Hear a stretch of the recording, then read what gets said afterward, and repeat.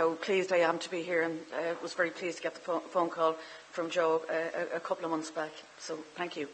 The collapse of our economy in 2008 was not a singular event. It was years in the making. Deliberate actions such as light touch regulation on the banking sector, the lack of strategic thinking and physical planning, an over-cosy relationship with the construction sector all contributed.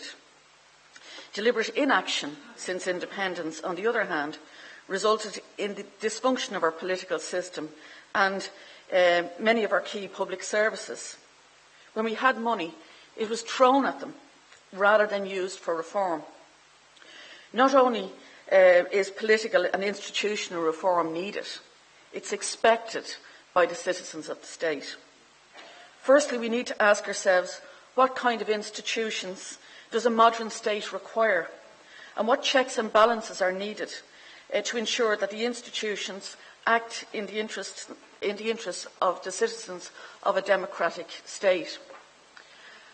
And what is it about our political institutions that are broken? How do we go about redesigning them in a way that captures what is best about us as a people?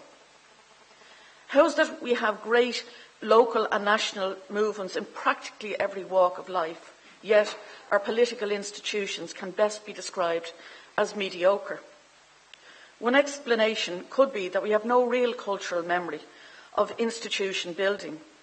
The challenges of the new state when founded in the 1920s was such that stability and survival were understandably the immediate concerns. However, we can point to pre-Norman times and a set of laws formulated and guided by our ancestors. They were highly regarded because they were of the culture, and they're not inherited institutions. We know our state is highly centralised. We can fix that by decentralising power and introducing new functions to a radically, and I stress the word radically, reformed local government system, and by separating the executive from the legislature, as is the case in countries like France. I had expected the reform programme to have been predicated on a number of criteria, such as what's wrong with our public service and political institutions, and how do we fix those problems? How do we redesign these systems in a way that builds on our natural strengths, and we have many? How do we do this in a way that delivers quality services, in a way that we end up with a set of functioning institutions that are efficient, cost-effective, easily understood and engaged with, and most of all, citizen and community-centred? Currently, with few exceptions, it seems there's just one question driving the reform agenda, and that is, how can we save money? The silo-based approach to such cuts often results in savings being made on one side with costs incurred on the other, often producing poor outcomes and alienating citizens who are frustrated by the lack of vision and the lack of inclusiveness in the reform agenda. The lofty desire that existed prior to the general election that reform would deliver a set of political and public service institutions that would be fit for the 21st century has disappeared along the way, and it needs and can be recaptured.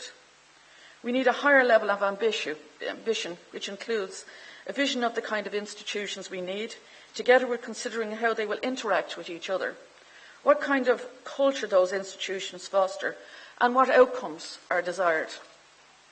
What concerns me is that we're seeing a piecemeal approach to reform driven primarily by cost cutting. And we do need to cut costs, and I acknowledge that. I was at a conference last year by Social Justice Ireland, and Tony Fahey, head of the School of Applied Social Sciences at UCD, gave a very inspiring paper, the title of which was Welfare and Debt, Lessons from Beveridge and His Times. The reason why it was so interesting was because it reminded us of the timing of Beveridge's visionary thinking around the creation of the welfare state in 1942, in the middle of the Second World War. He also addressed the post-war debt solutions and their outcomes, which are interesting in their own right to revisit. He told us that Beveridge believed that a revolutionary moment in the world in world's history is a time for revolutions, not for patching up. Unfortunately, there is no great big vision driving the so-called reform programme, which seems to be limited to one electoral cycle and lacks the long view that Beveridge took. Not only was he visionary, his system was hopeful at a time when people dared not hope. I believe we're at that unique moment in time, and we should not, and we cannot allow it to be wasted. If political reform is to bear fruit, I believe we need to look at the whole set of political institutions rather than take a piecemeal approach. I'm convinced that cannot be meaningful Dáil reform without local government reform. If we are to counter the excessive centralisation that dominates, we need a stable, functioning location to decentralise it to. In doing this, we need to work to our strengths. We have been capable of designing and building such organisations and institutions as the GAA, the Credit Union Movement, the Carers Association, just to mention a few. All were a response to a need and capture values such as solidarity, volunteerism, culture, care, etc. Each also functions within a defined geographic space that people identify with.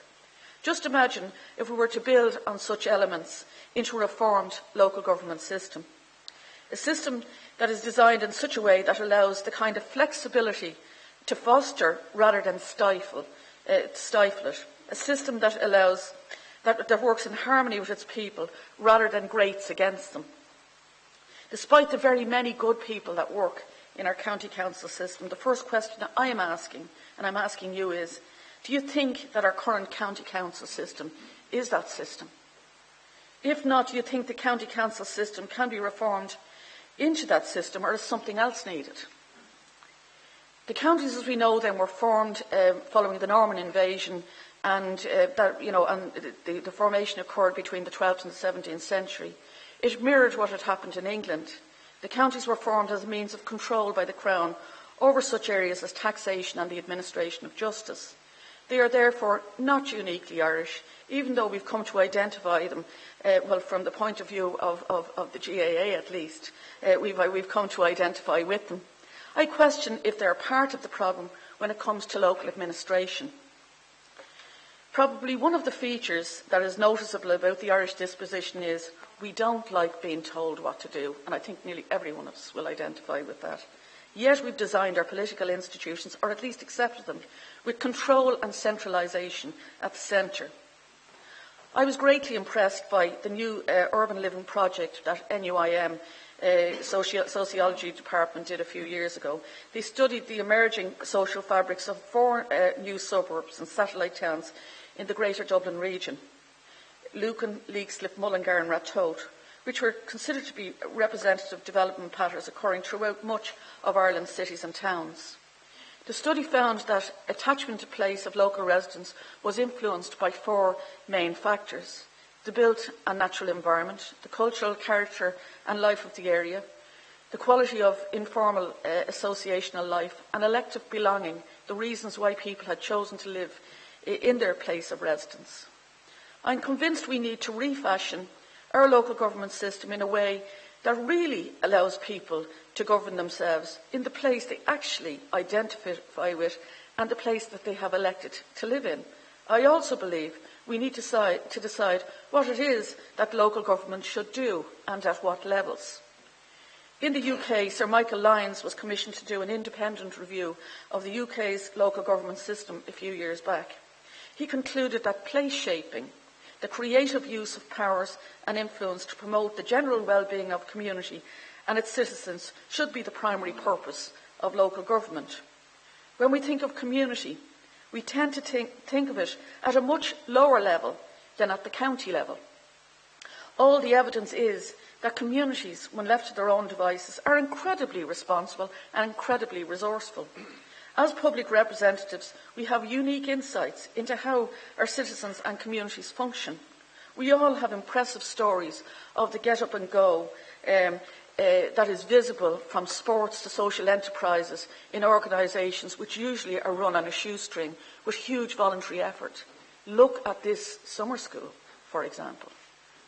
I've long held the view it is at this level that we can unleash that genius by building into our governance the values that make our communities function. For me, that would take the form of a district council model.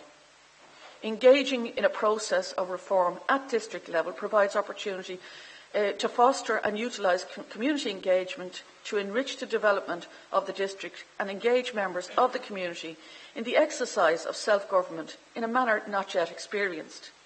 In an Irish context, this would mean encouraging communities to break with decades of misgovernment and overcome the fatal dependence of the intermediary in Irish politics, the middleman or middlewoman known as clientelism, which I'll come to in a few minutes. What is really dangerous, and we're seeing it at the moment, is that we have a dependent citizenry who know we can do better, but who feel both hopeless and powerless, and that must change if we're truly to begin to build a functioning civil society. A community-led as opposed to institutional-led model, where place shaping is the primary purpose of local government, should be at the foundation of our political institutions. In addition to the district council model, I also favour the establishment of an overarching regional tier, which would merge the existing county bureaucracies into a single set of authorities headed by a directly elected executive, similar to those located in the Nordic countries. We currently have a little-known regional tier which has limited functions. The proposed new authorities should be based around cities, I believe, Dublin, Cork and Galway, with perhaps no more than 3. There may be significant advantages, such as larger populated regions could achieve a lower per capita cost on expenditure on essential services, the hard services like water, waste, road maintenance, etc. Bigger regions could also eliminate the duplication of services provided across the present counties by amalgamating and centralising such functions as licensing, human resources, payroll, IT, etc. They would also have bigger purchasing power, in effect reducing costs, and perhaps over time achieve something that is a stated national desire, balanced regional development. This would be the delivery tier. Indeed, there is evidence from elsewhere that city regions are also very good economic drivers. The regions should also deliver a range of services, some not currently provided for by the local government system: transport, health, policing, spatial and environmental planning, childcare, elder care. The list goes on, but they're fairly normal. Things that are dealt with in other countries at local government level. The value of introducing an autonomous district and regional tier of government would deliver a functioning local government system and would take the excessive localism out of our national parliament, which are essential components to reform. While I favour myself a unicameral system, I do so in the context that we first have, at the very least, to have a plan and commitment to reforms at local and national level with an agreed time frame.